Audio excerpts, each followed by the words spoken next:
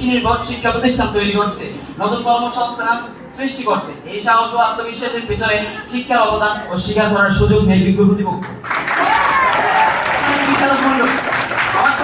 হয়তো কিছু সমস্যার কথা বলছেন, আমরাও স্বীকার করি শিক্ষা ব্যবস্থার আরো উন্নতির প্রয়োজন রয়েছে, কিন্তু সীমাবদ্ধতা থাকা আর ব্যর্থ হওয়া এক জিনিস নয় বিজ্ঞ প্রতিপক্ষ।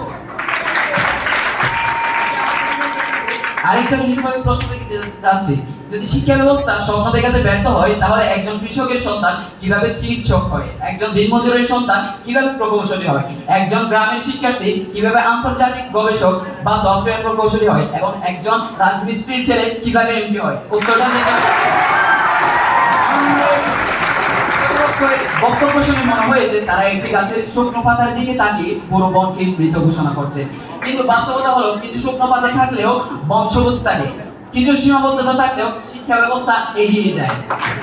আজ বাংলাদেশে ডিজিটাল শিক্ষা বিস্তৃত হচ্ছে, স্মার্ট ক্লাসরুম তৈরি হচ্ছে, কারিগরি শিক্ষার সুযোগ বাড়ছে, বিজ্ঞান ও প্রযুক্তি শিক্ষার গুরুত্ব দেওয়া হচ্ছে। স্বপ্ন কোনো শিক্ষা ব্যবস্থা একা তৈরি করে না, শিক্ষা, পরিবার, সমাজ এবং ব্যক্তিগত পরিশ্রম সবকিছু মিলিয়ে একটি স্বপ্নকে বাস্তবে রূপ দেয়। তাই শিক্ষা ব্যবস্থা কিছু সীমাবদ্ধতা থাকলেও পুরো ব্যবস্থাকে ব্যর্থ বলা যথোপযুক্ত নয় বিজ্ঞ প্রতিপক্ষ। ধন্যবাদ মাননীয় মডারেটর, ধন্যবাদ সবাইকে।